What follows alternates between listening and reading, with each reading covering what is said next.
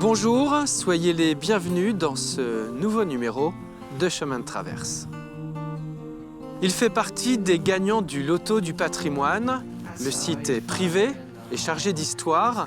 Inscrit au monument historique depuis 1994, il a rythmé la vie de la commune pendant plus d'un siècle.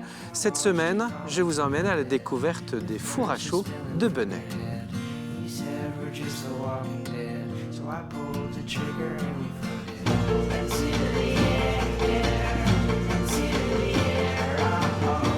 Bonjour Jean-Marie. Bonjour Grégoire. Merci de nous recevoir ici parce que nous sommes ici chez vous. Vous êtes le propriétaire des fours à chaux de Benay. Alors nous sommes à côté de Fontenay-le-Comte, tout près du département des Deux-Sèvres, sur la route de Niort. Tout à fait. Alors racontez-nous, si vous voulez bien, l'histoire de ces fours. De quand datent-ils et à quoi servaient-ils? Oui, donc ces fours datent de 1873 à peu près et ils ont été construits à l'initiative des mines de Fémoraux, de la société qui gérait les mines de Fémoraux. Parce que les deux sites sont très liés. Alors, je pense que sans la mine de Fémoraux, sans le charbon de Fémoraux, il n'y aurait pas eu de four à chaux ici parce que le mode de chauffe de la pierre, c'était le charbon.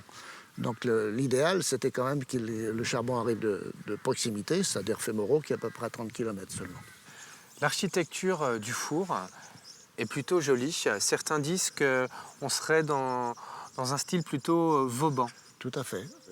On retrouve bien les pierres taillées comme dans les fortifications Vauban. On retrouve l'encorbellement ici qui existait. En haut, il y a une partie qui a disparu aussi, qui finissait bien le bâtiment.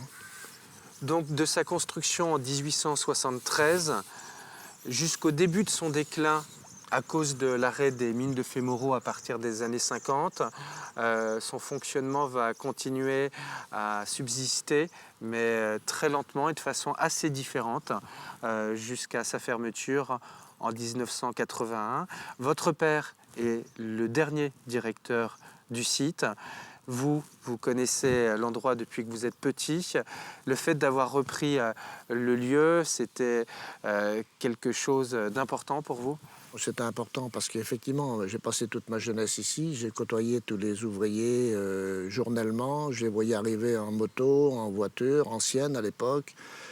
Je les connaissais tous, ils me connaissaient tous. Et j'ai pour eux des sentiments particuliers parce que la vie était très dure ici. Quand vous travailliez dans la carrière l'hiver, il ne fallait pas avoir peur du froid. Quand vous travailliez l'été, il ne fallait pas avoir peur du chaud. Le blanc de la carrière faisait réverbération du soleil. Quand vous étiez en haut du four, il y avait du gaz carboné qui sortait. Quand vous étiez au milieu du four, à l'époque de Fémoraux, il y avait une chaleur intense qui régnait dans ce milieu de four. Quand vous étiez en bas du four, il y avait la poussière de la pierre cuite qui sortait. Je me souviens, M. Reverso, d'ailleurs, qui était un voisin, avait un mouchoir sur la bouche pour ne pas respirer toute cette poussière. Parce qu'à l'époque, les moyens, il n'y avait pas de masque, il y avait beaucoup de choses qui manquaient. Les casques aussi, il y avait très peu de casques. Donc bon, j'ai de l'affection particulière pour tous ces gens-là qui ont travaillé énormément. Et puis, ce qui fait que j'ai tenu à conserver ce site. Et on tient avec ma famille à le conserver dans l'état tel qu'il est, ou l'améliorer quand même pour le préserver. Mais pour nous, c'est important. Vous avez même monté une association qui existe et qui travaille sur la sauvegarde du site. Combien était-il à travailler ici au four à chaux de Benay? Alors, dans les années 1900, il y avait 50 à peu près salariés qui travaillaient là. Il y a une photo ici d'ailleurs. Il y a une photo d'eux en bas du four et sur le front de carrière, avec ce wagonnet d'ailleurs qui est d'époque, on a réussi à conserver parce que je l'ai retrouvé dans les tunnels. Il était conservé en très bon état, il est en chêne, donc on a pu le conserver. Il y avait 50 ouvriers. Après, petit à petit, l'industrialisation aidant, on est tombé à 30 salariés. À la fin, donc en 81, petit à petit, les salariés la société a arrêté en 81, donc il n'y avait plus personne. De la chaux vive qui sortait ici en bloc, en pierre, la bluterie permettait de la broyer, de la tamiser, de l'éteindre pour faire de la chaux éteinte. Donc on avait deux productions ici possibles, de la chaux vive en bas, qui pouvait partir directement dans les champs, que les agriculteurs utilisaient en la mettant dans les champs, que l'équarrissage à l'époque utilisé pour traiter les bêtes décédées, parce qu'effectivement la chauvet a toujours permis de purifier les corps. La peste, entre autres, à l'époque, c'était ça. Donc tout était fait dans cette buterie, et des entreprises avec des buteries comme ça, il y en avait très peu. C'était une des buteries les plus modernes du secteur. La pierre qui venait de la carrière, extraite grâce à des tirs de dynamite mensuels, était chargée en haut, et le charbon avant Fémoro était chargé à cette partie-là. Quand Fémoro s'est arrêté, Dans les années 50. dans les années 58 précisément, on a condamné toute cette partie-là, et toute l'alimentation du charbon se faisait par le haut, en même temps que les pierres. Mais tous ces fours ont été bouchés. Et celui-là, on l'a débouché récemment. Et vous êtes encore en train de le déboucher? Alors, on a ouvert la porte qui était fermée comme celle du côté, et on est en train grâce à nos bénévoles, on est en train de vider totalement ce four pour que les visiteurs aient une vue complète, de haut en bas, du four dans sa totalité, c'est-à-dire 20 mètres de haut. Les bénévoles, on va aller les rencontrer, Jean-Marie, parce que l'association, elle est importante. Vous comptez combien de bénévoles? Alors, 80 adhérents pour l'instant. Des bénévoles, ça tourne. Il y en a 20, 25, 30 qui viennent régulièrement quand il faut faire des journées défrichage, des journées... il y a une forte présence des bénévoles. On va aller en rencontrer deux d'entre eux. Et puis, on se retrouve juste après pour poursuivre l'histoire incroyable de ces fours à chaud de Benay. Bonjour Daniel, alors nous sommes où ici? Nous sommes dans la salle d'exposition des fours à chaud, dans l'ancienne buterie. Qu'est-ce qui vous a motivé, vous, pour devenir bénévole? Ce qui m'a motivé, c'est, je pense, la passion de Jean-Marie, le propriétaire, quand il nous parlait de ces fours à chaud. Et vraiment, on a pris conscience de la valeur de ce patrimoine industriel qui était complètement en déshérence et qui était totalement méconnu des Bonnetains et des communes environnantes. Vous donnez pas mal de votre temps pour ce site. Oui, mais comme beaucoup d'autres, nous sommes nombreux dans l'association. Et il y a beaucoup, parce que vous avez sans doute vu tout le travail de défrichage, de mise en valeur, et c'est méconnaissable par rapport au four il y a quelques années. Mais c'est vrai qu'une personne seule ne peut pas se faire un tel entretien, c'est pas possible. Donc il faut qu'il y ait un groupe de personnes motivées. Et ça, je crois que c'est grâce à Jean-Marie.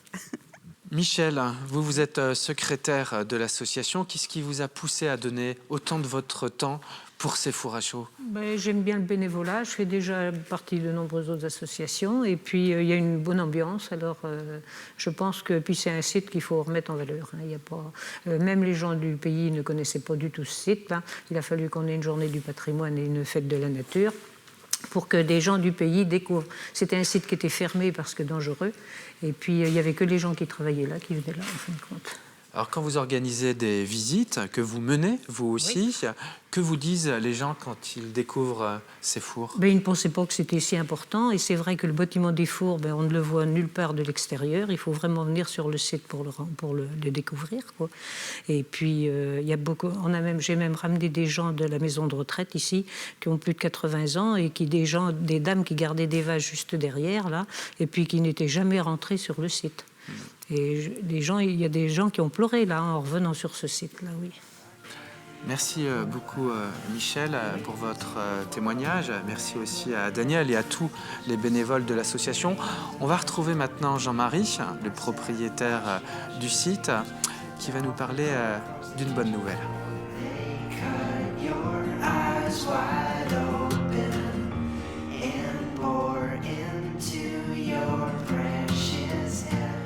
Alors, Jean-Marie, c'est une bonne nouvelle. J'imagine que vous soyez pris en compte l'un des deux sites de Vendée avec le château de Comquier pour bénéficier d'une aide dans le cadre de ce fameux loto du patrimoine.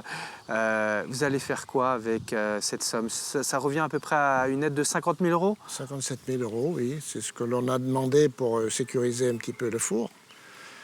On est surpris et on est heureux et on remercie encore la mission Berne d'avoir pensé à nous et la Fondation de France. Nous, on n'est pas surpris parce que le site, avec nos bénévoles, on l'apprécie tellement qu'on était déjà convaincus d'avance qu'il était merveilleux. Donc, je veux dire, on n'est pas surpris maintenant. Globalement, c'est sympathique, quoi. Retenu parmi les 2 monuments de Vendée, c'est très flatteur pour nous.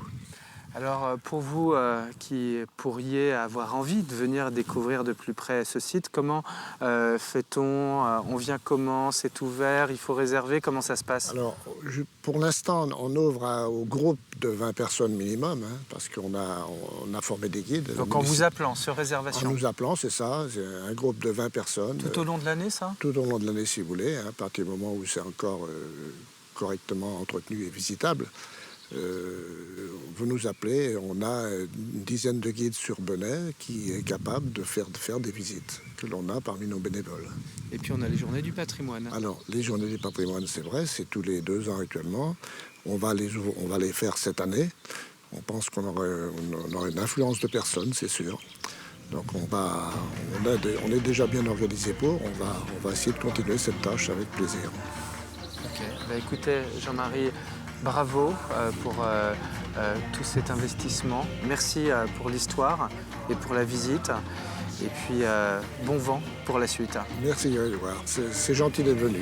Je vous remercie encore. Je vous en Au prie. nom de l'association aussi. Avec plaisir. Et Merci quant à nous, à une prochaine fois pour un autre numéro de Chemin de Traverse.